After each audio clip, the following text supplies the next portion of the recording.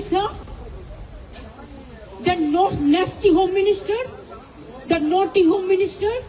क्या पश्चिम बंगाल में जो हुआ वो लोकतंत्र की हत्या थी या फिर संविधान की?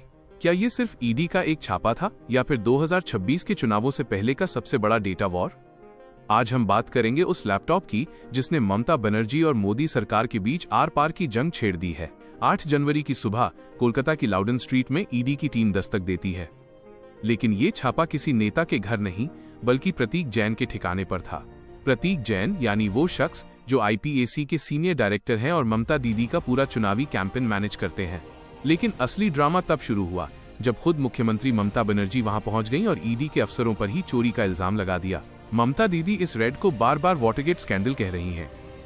अब ये वाटरगेट क्या है? 1972 में अमेरिका के राष्ट्रपति रिचर्ड निक्सन ने विपक्षी पार्टी के दफ्तर में जासूसी करवाई थी ताकि उनकी रणनीति चुराई जा सके।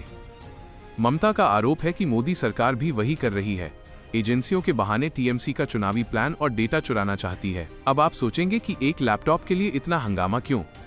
असल में आईपीएसी के पास बंगाल के 7 करोड़ वोटरों का पूरा एक्स-रे मौजूद है। उस लैपटॉप में क्या हो सकता है? 1. किस बूथ पर कौन सा वोटर नाराज है? 2. किस विधायक का पत्ता काटना है और किसका टिकट पक्का है? 3. चुनाव से ठीक पहले दीदी का मास्टर स्ट्रोक क्या होने वाला है? अगर ये जानकारी किसी विरोधी पार्टी के हाथ लग जाए तो ये किसी डिजिटल डकैती से कम नहीं है। लेकिन कहानी का दूसरा पहलू भी है और वो है पैसा। राजनीति में इसे विटामिन एम कहते हैं। ईडी का तर्क है कि आईपीएसी को जो करोड़ों की फीस दी जा रही है वो शायद पुराने घोटालों का काला धन है। जानकारों का मानना है कि ये रेड सिर्फ डेटा के लिए नहीं बल्कि टीएमसी की फंडिंग लाइन काटने के लिए थी, क्योंकि बिना पैसे के बड़ी से बड़ी फौज भी मैदान में पंगु हो जाती है। ताली एक हाथ से नहीं बजती। ममता सरकार पर सवाल। हम उन नोटों के पहाड़ों को नहीं भूल सकते जो पार्थ चटर्जी के करीबियों के घर से मिले थे। राशन घोटाला और संदेश खाली की सच्चाई सबके सामने है। क्या दीदी डेटा बचा रही थीं या घोटालों के सबूत?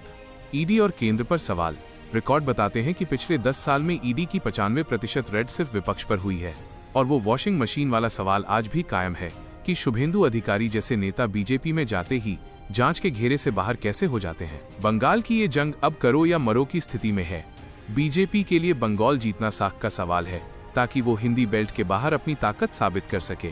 वहीं ममता बनर्जी के लिए ये उनके भतीजे अभिषेक बनर्जी के भविष्य और खुद के अस्तित्व की लड़ाई है। जब लड़ाई वजूद की हो तो नियम कायदे अक्सर ताक पर रख दिए जाते हैं। दोस्तों, अंत में सवाल यही है कि क्या ये चोर की दाढ़ी में तिनका है या सत्ता की दादागिरी? जीत किसी भी पार्टी की हो, हार उस आम नागरिक की हो रही है जिसका भरोसा सिस्टम से उठता जा रहा है। आपको क्या लगता है? क्या मुख्यमंत्री का रेड में पहुंचना सही था? अपनी राय कमेंट सेक्शन में जरूर लिखें।